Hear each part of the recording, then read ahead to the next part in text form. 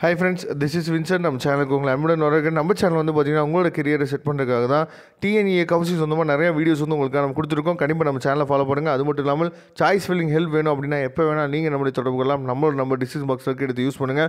Okay friends, ரொம்ப ஒரு முக்கியமான அப்டேட் நமக்கு கிடச்சிருக்கு. அதுக்கு முன்னாடி நம்மளோட வாட்ஸ்அப் குரூப்பில் இன்னும் ஜாயின் பண்ணல அப்படின்னா வாட்ஸ்அப் குரூப்பில் ஜாயின் பண்ணுங்கள். நாம் போடக்கூடிய முக்கியமான அப்டேட்ஸ் எல்லாமே உங்களுக்கு உடனே கிடைக்கும். ஓகே, இப்போ நல்லா கவனிங்க. தமிழகத்தில் 9 பொறியியல் கல்லூரிகள் மூடல்.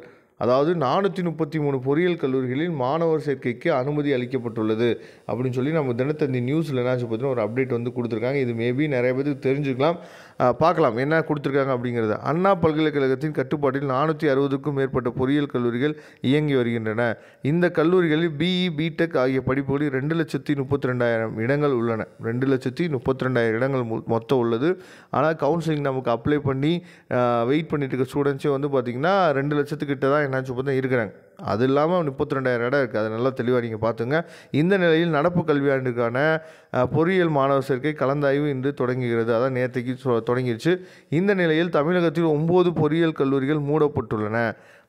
போதுமான மாணவர்கள் சேர்க்கை இல்லாது, உட்கட்டமைப்பு வசதிகள் இல்லாது போன்ற பல்வேறு காரணங்களால் அனுமதி வழங்கப்படாத நிலையில் 9 கல்லூரிகள் மூடப்படுவதாக தெரிவிக்கப்பட்டுள்ளது. அதாவது போதுமான மாணவர்கள் சேர்க்கை இல்லாதது அப்படிங்கிறது அது செகண்ட் ரீசன் தான். ஃபஸ்ட் ரீசன் என்னென்னா உள்கட்டமைப்பு வசதிகள் இல்லாதனால தான் மாணவர்கள் வந்து அங்கே சேரலை. சரியா? அதை வந்து இப்போ இருக்கிற ப்ரைவேட் காலேஜஸ் எல்லாமே உணர்ந்திருப்பாங்க. ஏன்னா அதனால தான் எல்லா காலேஜஸும் வந்து பார்த்திங்க அப்படின்னா அவங்களோட கேம்பஸை நல்லா டெவலப் பண்ணிகிட்ருக்காங்க. சரியா? அதனால தான் நல்லபடியாக என்னாச்சு பார்த்தீங்கன்னா டொனேஷன் வாங்கி நல்லபடியாக என்ன பண்ணுறாச்சு பார்த்திங்கன்னா கல்லூரி வளர்ச்சி நிதியெலாம் பயங்கரமாக நம்ம தான் போய் என்ன பண்ணுறோம், பெரிய காலேஜ்னு சொல்லி டொனேஷன்லாம் கொடுத்து ஜாயின் பண்ணுறோம்ல. அதனால தான் அவங்க சூப்பராக என்ன பண்ணுறாங்கன்னா அந்த காசெல்லாம் வச்சு டெவலப் பண்ணிகிட்ருக்காங்க. சரியா? அதனால் பெரிய காலேஜுக்கு நம்ம போய் ஜாயின் பண்ணுறதை விட டொனேஷன் இல்லாமல் மேனேஜ்மெண்ட் கோட்டாவில் போடக்கூடிய காலேஜில் எவ்வளோ காலேஜஸ் இருக்குது. அதை நோக்கி நம்ம போகணும். நடப்பு கல்வியாண்டில் 2024-25 கல்வியாண்டில் 433 பொறியியல் கல்லூரிகளில் மாணவர் சேர்க்கைக்கு அனுமதி மறுக்கப்பட்டுள்ளது. இந்த ஆண்டை போலவே அதற்கு முந்தைய ஆண்டும் 11 பொறியியல் கல்லூரிகள் மூடப்பட்டுள்ளன அப்படின்னு சொல்லி கொடுத்துருக்காங்க. அந்த 9 பொறியியல் கல்லூரிகள் இருக்குல்ல, அந்த 9 பொறியியல் கல்லூரிகள் வந்து பார்த்திங்க அப்படின்னா இதில் நமக்கு வரலை. சரியா?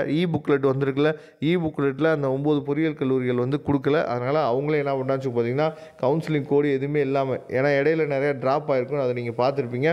அதில் வந்து அந்த 9 பொறியியல் கல்லூரிகள் வந்து கொடுக்கல. அதனால் உங்களுக்கு எந்த பிரச்சனையும் இல்லை. அதனால் வரக்கூடிய நாட்களில் எல்லா ப்ரைவேட் காலேஜஸுமே மேக்ஸிமம் வந்து ஸ்டூடெண்ட்ஸை வந்து நம்ம வந்து என்ன தக்க வச்சுக்கணும்னு சொல்லி அவங்களோட இன்ஃப்ராஸ்ட்ரக்சரை ஃபுல்லாக என்ன வச்சு பார்த்தா நல்லபடியாக டெவலப் பண்ணுறாங்க. இதை எப்போயுமே அண்ணா யூனிவர்சிட்டி வந்து பார்த்திங்க அப்படின்னா கண்டிப்பாக வந்து இதுக்கு வந்து அப்பப்போ வந்து சூப்பர்வைசிங் போயிட்டு இதை வந்து நோட் பண்ணிகிட்டே இருக்கணும். அப்போ தான் கல்லூரிகளுக்கும் ஒரு பயம் இருக்கும் அப்படிங்கிறது தான் நம்ம சேனல் மூலிமா நம்ம தெரிவிச்சுக்கிறது. Okay friends, thank you. நம்ம நெக்ஸ்ட் வீடியோ பார்க்கலாம். அதுவரை உங்களுக்கு விடைபெறுவது உங்கள் நண்பன் வின்சென்ட். தேங்க்யூ.